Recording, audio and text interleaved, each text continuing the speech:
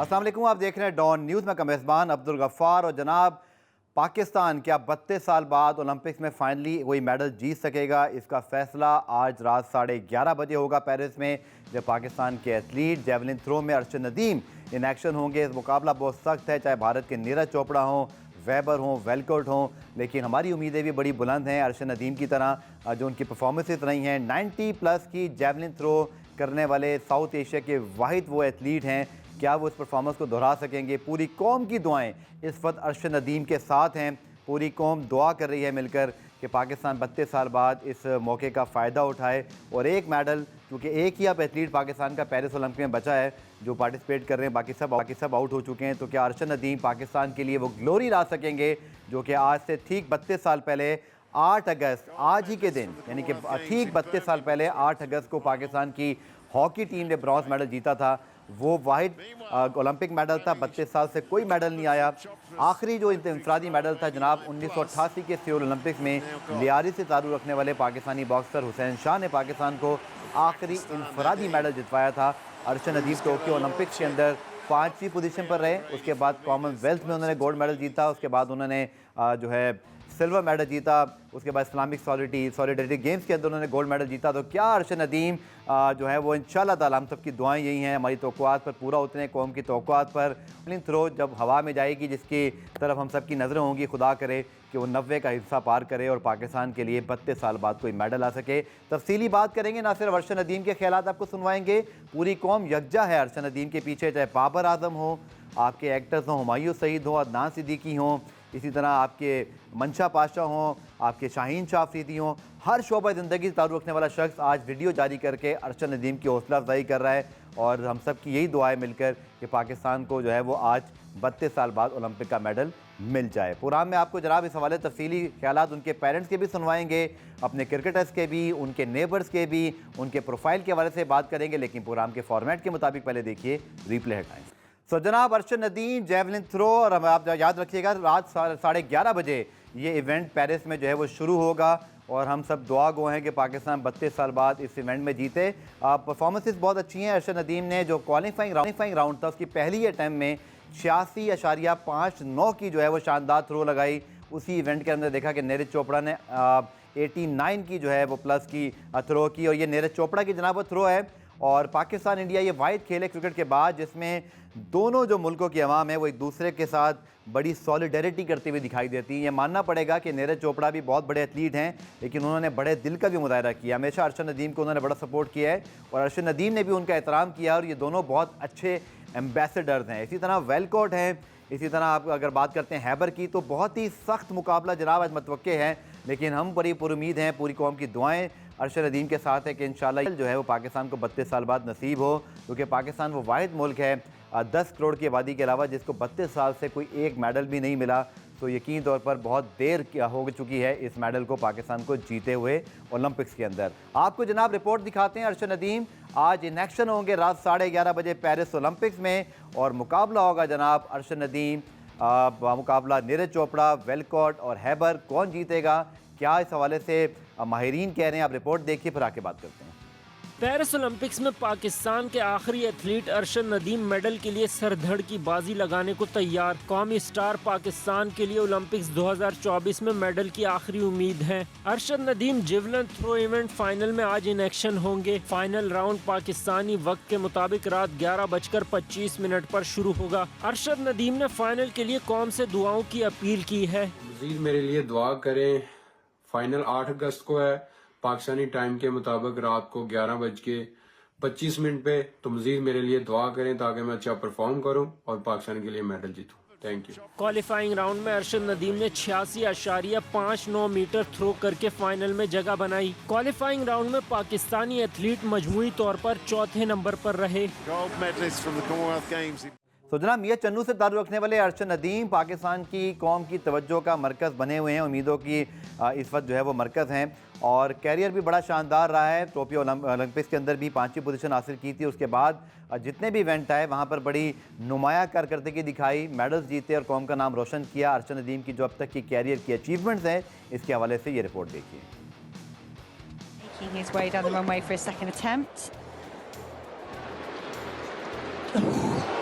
अरशद नदीम ने 2015 से javelin throw event में अपनी किस्मत आजमाना शुरू की। फरवरी 2016 में अरशद नदीम ने भारत के शहर गुवाहाटी में साउथ एशियन गेम्स में ब्रॉन्ज मेडल जीतकर अपना लोहा मनवाया।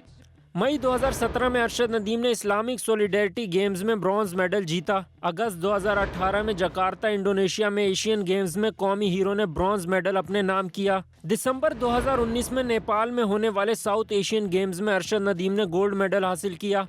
कॉमनवेल्थ गेम्स 2022 बर्मिंघम इंग्लैंड में कौमी हीरो ने गोल्ड मेडल जीतकर मुल्क का नाम रोशन किया। वो पहले Pakistani track and field athlete हैं जिसने 90.18 मीटर की थ्रो फेंककर न सिर्फ कॉमनवेल्थ गेम्स का आलमी रिकॉर्ड बनाया बल्कि पहले जनूबी एशियन एथलीट भी बने जिसने ये कारनामा सर अंजाम दिया। तुर्की में होने वाले इस्लामिक सोलिडेरिटी गेम्स 2022 में अरशद नदीम ने एक बार फिर गोल्ड मेडल जीता। World athletics championship 2023 Budapest Hungary में अरशद नदीम ने सिल्वर मेडल अपने नाम किया। Comfortably over 84 metres, closer to 86.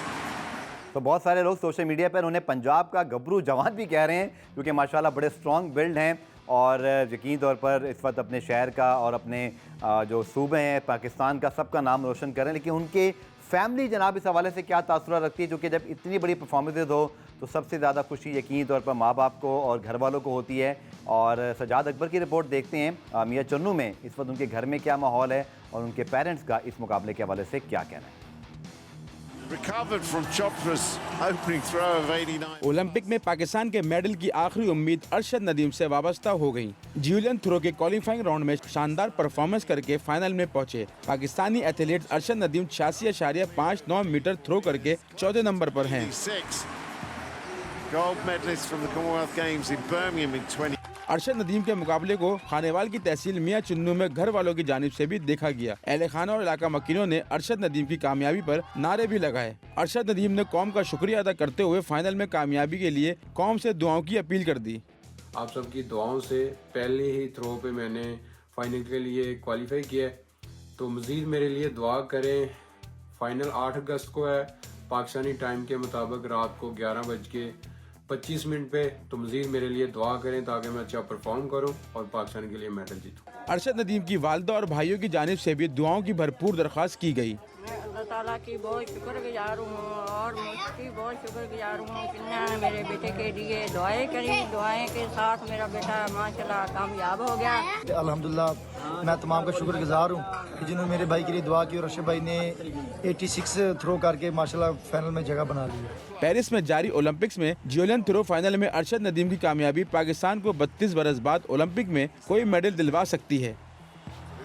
तो जनाब आपने उनकी फैमिली के तासुरात, माँ बाप की दुआएं सुनी और उनके मोहल्ले में क्या सूरत हाल है, इसी तरह हमारे क्रिकेटर्स क्या कहते हैं, इसके हवाले से भी आपको जो है वो बताएंगे इस शॉर्ट कमर्शियल ब्रेक के बाद। प्रोग्राम रिप्ले में खुशामदेद। और जनाब हम बात करें अरशद नदीम के हवाले से और मियाँ चन्नू से उनका ताल्लुक़ है और जिस जगह से वो पहले लाहौर पहुंच के ट्रेनिंग करते रहे और फिर यहाँ से कॉमनवेल्थ ओलंपिक्स, बड़ी ही अमेजिंग जर्नी है उनकी। खुद बहुत मेहनत शामिल है। फ़याज़ बुखारी उनके कोच, जिस वक्त सलमान बट और फिर फेडरेशन वापडा की भी उनके साथ बड़ी सपोर्ट रही। लेकिन उनके अहले मोहल्ला भी बहुत खुश हैं चूँकि अरशद नदीम उनके लिए ना सिर्फ फ़ख्र का बायस है, यकीनी तौर पर पूरे पाकिस्तान के लिए फ़ख्र का बायस है, लेकिन ख़ास तौर पर मियाँ चन्नू की उस तहसील, उस इलाके जहाँ से उनका ताल्लुक़ है, वहाँ के जो रहने वाले हैं उनके इस वक्त जज्बात बहुत बुलंद हैं। हमारे नुमाइंदे सज्जाद वहाँ मौजूद हैं और वहाँ के जो इलाके के लोग हैं उनसे बात करें। सज्जाद क्या माहौल है? यकीनी तौर पर हम यहाँ बड़े एक्साइटेड हैं, बहुत ज़्यादा दुआएं कर रहे हैं, लेकिन जिस शहर से उनका ताल्लुक़ है, जिन गलियों में पले बड़े हैं, जिन लोगों के साथ वो उठते बैठते हैं, वो भी बहुत पुरजोश होंगे। क्या जज्बात हैं और क्या कहना है उनके अहले इलाका का? पाकिस्तान फ़ख्र मियाँ चन्नू जेवलिन थ्रो के हीरो, पाकिस्तान ओलंपिक्स गेम के अंदर पाकिस्तान का नाम रोशन करने वाले अरशद नदीम के मैं इस वक्त घर पे मौजूद हूँ। अरशद नदीम के अहले महल्ला यहाँ पे काफ़ी तादाद में मौजूद हैं और ख़ासा उनमें जोशो खरोश नज़र आ रहा है। उनकी क्या उम्मीदें वाबस्ता हैं कि अरशद जो है जेवलिन थ्रो में आज गोल्ड मेडल हासिल करके पाकिस्तान का नाम रोशन करेगा कि नहीं करेगा? आपकी अरशद से बात हुई, क्या उम्मीदें वाबस्ता हैं आपको? जी, अल्हम्दुलिल्लाह। सबसे पहले तो उम्मीदों की जहाँ तक बात है, इंशाल्लाह हमें यकीन है कि जिस तरह अरशद ने स्ट्रगल की है, मेहनत की है और जिस तरह वो डे बाय डे इम्प्रूवमेंट उसमें आती है, तो जैसे उसने क्वालिफाइंग राउंड में पहली थ्रो की है और पहली थ्रो करके ही उसने क्वालिफाई कर लिया, मतलब कि उसको ज़्यादा मेहनत नहीं, ज़्यादा कोशिश, ज़्यादा बार ट्राई नहीं करना पड़ा। तो इससे यही ज़ाहिर होता है कि अरशद एक तो फॉर्म में है, रिदम में है और दूसरा ये है कि वो मुकम्मल तौर पे फ़िट है। तो इसमें जो है वो फ़ाइनल का प्रेशर ज़रूर होता है, लेकिन पाकिस्तानी अवाम की दुआएँ हैं और हमारी भी दुआएँ हैं। पाकिस्तानी अवाम से भी मेरी यही रिक्वेस्ट है कि आप मज़ीद अरशद के लिए दुआ करें। इंशाल्लाह जैसे उसने वर्ल्ड एथलेटिक्स में सिल्वर का तमगा हासिल किया था, इंशाल्लाह ओलंपिक्स में ज़रूर वो गोल्ड मेडल जीतेगा, क्योंकि उसके बाद उसने काफ़ी ट्रेनिंग की है। उसके बाद जो इंजरी का उसका इशू था वो भी बेहतर हुआ है और अब वो मुकम्मल फ़िट है। तो इन चीज़ों को देखते हुए हमें पूरा यकीन है कि इंशाल्लाह अरशद नदीम गोल्ड मेडल जीतेगा और पाकिस्तान का नाम पूरी दुनिया में रोशन करेगा। जी बिल्कुल, जैसे-जैसे वक़्त करीब आता जा रहा है, अरशद नदीम के घर पर जो है अहले मोहल्ला का जो है वो रश बढ़ता जा रहा है और यहाँ पे ख़ासा जोश और जज़्बा है, यहाँ पे बड़े नारे लगा रहे हैं। उनका यही कहना है कि अरशद नदीम इंशाअल्लाह आज जीतेगा और पाकिस्तान का नाम रोशन करेगा। जी। बहुत शुक्रिया सज्जाद, और ख़ास तौर पर जिन शख्स से इन्होंने बात की, उनके जो अहले मोहल्ले हैं, कितनी ज़बरदस्त तरीके से उन्होंने उनकी जर्नी को डिफ़ाइन किया और बहुत खुशी हुई कि अरशद नदीम बहुत हम्बल भी हैं, बहुत ज़्यादा अपने दोस्तों से, अपने चाहने वालों के साथ राब्ते में रहते हैं। और आप देखें कि उनके अहले मोहल्ला के लोग भी कह रहे हैं कि उनसे कुछ देर पहले बात भी हुई, तो ही इज़ वेरी हम्बल और डिज़र्व करते हैं जहाँ ये वहाँ तक पहुँचे हैं। जनाब अब्दुल रऊफ़ हमारे साथ मौजूद हैं, पाकिस्तान के फॉर्मर टेस्ट क्रिकेटर। उनके साथ हम ज़रूर बात करेंगे कुछ अरशद नदीम और फिर उसके साथ साथ जो कल टेस्ट स्क्वाड की अनाउंसमेंट हुई। लेकिन पहले जो हमारे टॉप टेस्ट क्रिकेटर्स हैं उन्होंने भी, और फिर शोबिस से ताल्लुक़ रखने वाले अफराद ने भी अरशद नदीम के लिए बेस्ट विशेज़ कही हैं। पहले जल्दी से आप वो देख लीजिए, फिर आके अब्दुल रऊफ़ से तफसीली बात करते हैं। पूरी उम्मीद है कि आप पाकिस्तान के लिए मेडल लेकर आएंगे। आपकी जो सर्विसेज हैं, आपकी जो अचीवमेंट्स हैं पाकिस्तान स्पोर्ट्स के लिए, जितना बोलूं उतना कम है। हम बहुत उम्मीद रखते हैं और बहुत दुआ गो हैं आपके लिए कि आप पेरिस ओलंपिक्स में पाकिस्तान के लिए गोल्ड मेडल लेकर आएंगे। अरशद नदीम फाइनल में पहुंच चुके हैं। मेरी तरफ से wish you all the best. जितनी भी दुआएं हैं आप उनके लिए करें कि वो अच्छे नोट पे फिनिश करें और गोल्ड मेडल जीतें। हम सबकी दुआएं उसके साथ हैं, इंशाल्लाह वो गोल्ड मेडल लाए और जिस तरह दिलेरी के साथ वो खेल रहे हैं, उम्मीद है कि वो जो है ना इंशाल्लाह गोल्ड मेडल लाए। पूरी पाकिस्तानी कौम की दुआएं आपके साथ हैं और हम इंशाल्लाह उम्मीद करते हैं कि आप पाकिस्तान के लिए गोल्ड मेडल जीत के लेके आएंगे। नदीम आपको फाइनल के लिए बेस्ट ऑफ लक। पूरी पाकिस्तान की दुआएं आपके साथ हैं, इंशाल्लाह आप जीतेंगे। जितने भी पाकिस्तानी हैं सब आपको बैक कर रहे हैं, अपनी कंट्री सब आपके लिए दुआएं कर रहे हैं और आपकी जो एबिलिटी है, हमें आप पे पूरा भरोसा है, आप पे ट्रस्ट है। इंशाल्लाह आप ये गोल्ड मेडल पाकिस्तान के लिए लेके आएंगे। हमारी सारी नेक तमन्नाएं, all the best to him. Misbah मेरे साथ हैं। Misbah wish him all the best और हम सब दुआएं भी करेंगे और बहुत बड़ी बात है जहाँ तक वो पहुँचे हैं, बहुत बड़ी बात है। अल्लाह उनको कामयाबी दे, बहुत सारी हमारी दुआएं हैं। तो हमारे टॉप क्रिकेटर भी यहाँ उनके लिए दुआ गो हैं, शोबिस से ताल्लुक़ रखने अफराद भी। अब्दुल रऊफ़, आखिरी मरतबा 92 में हमने ओलंपिक का मेडल जीता था, कांसी का तमगा था हॉकी के अंदर। पता नहीं, मुझे नहीं पता आप उस वक्त कितने साल के थे, याद भी है आपको वो लम्हात? मेरे ख्याल में हमारी वाली जनरेशन है तो वो ओलंपिक मेडल, वो जिस तरह एक पोडियम के ऊपर तीनों टॉप एथलीट आते हैं, ये तो हमें नसीब ही नहीं हुआ देखना। अल्लाह करे कि आज हम ये मनाजिर देखें और शायद ये पूरी जनरेशन को एक इंस्पायर्ड कर सकते हैं। देखिए, जो मेरे टाइम की जनरेशन थी उन्होंने तो ये पूरा वो ईरा देखा था जब पाकिस्तान की हॉकी अपने टॉप पर थी, और जब भी पाकिस्तान की हॉकी टीम पार्टिसिपेट करती थी ओलंपिक्स में तो हमें 100% श्योर होता था कि पाकिस्तान डेफिनेट ये गोल्ड मेडल जीतेगा और पाकिस्तान ये ओलंपिक चैंपियन बनेगा। मगर क्योंकि मुझे इसलिए याद है क्योंकि हम खुद भी हॉकी खेलते थे और उस ज़माने में 90s से पहले 80s से 90 तक पाकिस्तान हॉकी का बहुत ही सुनहरा दौर था। हमने 4 वर्ल्ड कप जीते, 4 ओलंपिक्स जीते और उसके बाद फिर हमारा डिक्लाइन शुरू हुआ, बल्कि हमने बहुत ज्यादा मार भी खाई है इस हॉकी के मैचेस देखने के लिए पाकिस्तान के। तो मुझे इसलिए याद है। वैसे रऊफ आप इतने पुराने लगते नहीं, मेरा नहीं ख्याल था आप इतने पुराने होंगे। नहीं, काफी पुराना हूँ माशाल्लाह मैं वो क्योंकि मैंने काफी 2-3 दौर देखे हुए और मेरी 46-47 ईयर्स ओल्ड है। मैंने पाकिस्तान हॉकी का बहुत ही सुनहरा दौर देखा हुआ, पाकिस्तान स्क्वाश का, पाकिस्तान की कबड्डी का, पाकिस्तान में ये जो ट्रैक एंड फील्ड है। और मेरा ख्याल है कि बहुत बड़ी काविश है जो अरशद नदीम है और पूरी पाकिस्तानी कौम को सिर्फ दुआओं से नहीं, मतलब और भी काफी चीजें होती हैं बैक करने के लिए, क्योंकि नेचुरल टैलेंटेड एथलीट हैं।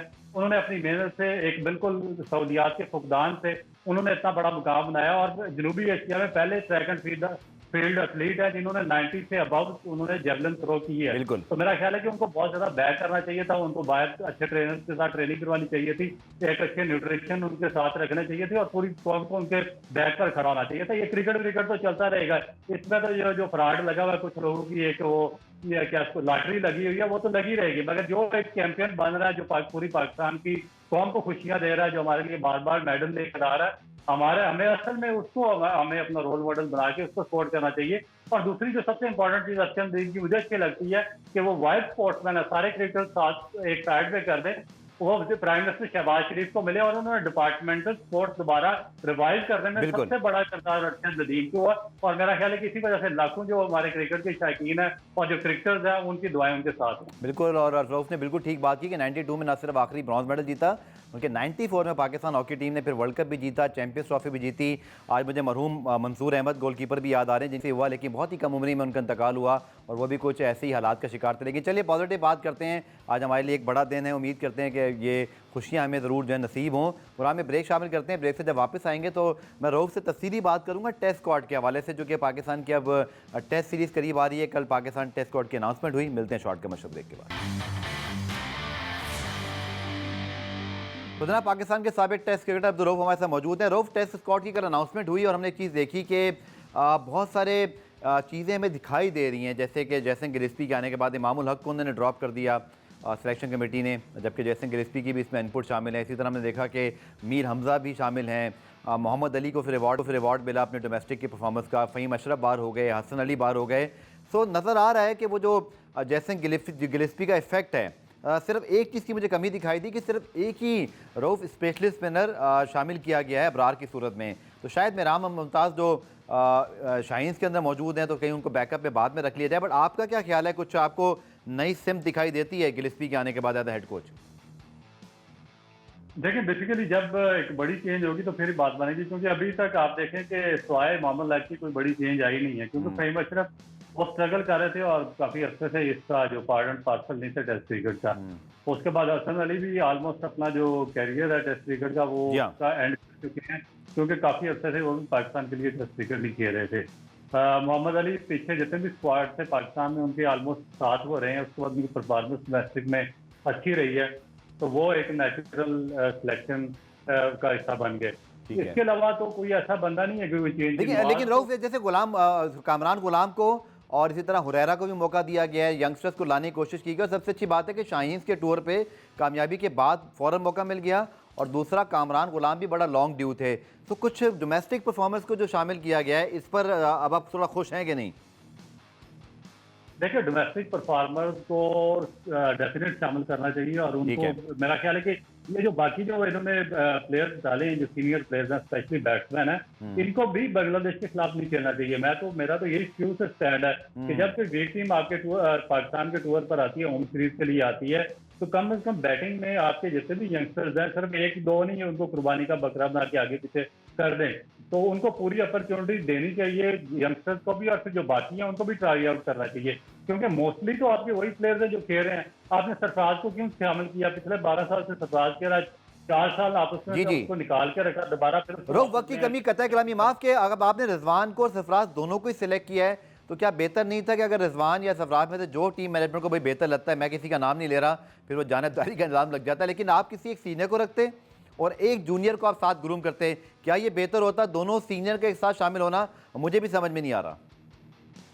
देखिए दोनों को नहीं शामिल करना चाहिए था। आप किस बेस पर बांग्लादेश की टीम के खिलाफ आप दोनों रिजवान को और सरफराज को क्यों खिला रहे हैं? इसका मतलब आपका जो विजन है वो जीरो है, आपकी कोई पॉलिसी नहीं है, आपका रिप्लेसमेंट प्लान है नहीं, आप डेवलपमेंट क्या करेंगे? आपके पास इसका मतलब है कि 15 साल से सरफराज खेल रहा है और पिछले 12 साल से रिजवान खेल रहा है, तो इसका मतलब है कि 15-12 साल में आपने ना कोई विकेट कीपर डेवलप किया, ना विकेट कीपर बैट्समैन डेवलप किया, और ना ही आप समझे किसी बच्चे में इतनी एहलियत है कि उनको रिप्लेस कर सके। तो इसका मतलब है कि अगर आपने वर्ल्ड चैंपियनशिप के लिए जाना है, तो अगर आपने बांग्लादेश के खिलाफ होम सीरीज में भी किसी बच्चे को चांस नहीं देना, और पिछले 12 साल में आपने कोई इनकी रिप्लेसमेंट पर बच्चा डेवलप नहीं किया, तो फिर आप इनकी स्ट्रैटेजी का, इनकी सोच का, इनके विजन का और इनके माइंड का आप खुद ही अंदाजा लगा सकते हैं। रोफ, आखिरी सवाल, कैसे आप देख रहे हैं, क्योंकि बांग्लादेश में जो हालात हैं, उनकी टीम के आने में भी मसले मसाइल चल रहे हैं, लेकिन बहरहाल ये एक आउट ऑफ द फील्ड बात है, लेकिन आप कंपटीशन कैसा देख रहे हैं? और पाकिस्तान की टीम की अच्छी बात यह है कि आपके फास्ट बॉलर यानी शाहीन, नसीम, खुर्रम शहजाद, मीर हमजा, मोहम्मद अली, फिर Aamir Jamal subject to fitness है बहरहाल। तो आपकी एक बड़ी एक्सपीरियंस फास्ट बॉलिंग अटैक बनता है और फिर एक स्पिनर का मतलब ये कि शायद आप कराची और पिंडी की विकेटों को सपोर्टिंग बनाना चाह रहे हैं। तो मैं ख्याल में गिरस्पी की अगर ये सोच है और शान की कि आप बजाय इसके कि वही दकियानुसी सोच रखें कि स्पिनर्स बना के लंबे लंबे मैच करें, आप फास्ट बॉलर से काम लेना चाह रहे हैं, जो आपकी भी डिमांड थी, मुझे याद है रऊफ आपने कहा था कि इन फास्ट बॉलर्स को आप खिलाएं भी और इनसे परफॉर्मेंस भी निकलवाएं। देखिए बिल्कुल, और क्योंकि देखिए आप तो 30 फॉर्मेट के इनको कॉन्ट्रैक्ट दिए हुए हैं, टेस्ट क्रिकेट के, वनडे के और T20 के, तो फिर जब तक आप इनको टेस्ट मैचेस नहीं खिलाएंगे तो फिर कैसे इनके टेस्ट होंगे कि ये फॉर्म में है, इनमें क्या एबिलिटी आ गई है, परफॉर्म कर सकते हैं या नहीं कर सकते। और दूसरा, जहाँ तक आपने स्पोर्टिंग पिचेस की बात की है, तो डेफिनेटली जो पिछले क्रिकेट बोर्ड थे वो एक शर्मनाक डिसीजन था कि रोड पिचेस बनाकर आप बिल्कुल पॉइंट ले रहे हैं, ICC आपको डी नोटिफाई। रऊफ आपका बहुत बहुत शुक्रिया कहते हैं कलामी, जो कि वक्त की कमी का सामना है, लेकिन इंशाल्लाह आपको फिर हम पहले भी जहमत देंगे। आपके एनालिसिस का शुक्रिया। प्रोग्राम में ब्रेक शामिल करते हैं, ब्रेक से जब वापस आएंगे तो ज़ल्मी फाउंडेशन के हवाले से बात करेंगे शॉर्ट कमर्शियल ब्रेक के बाद।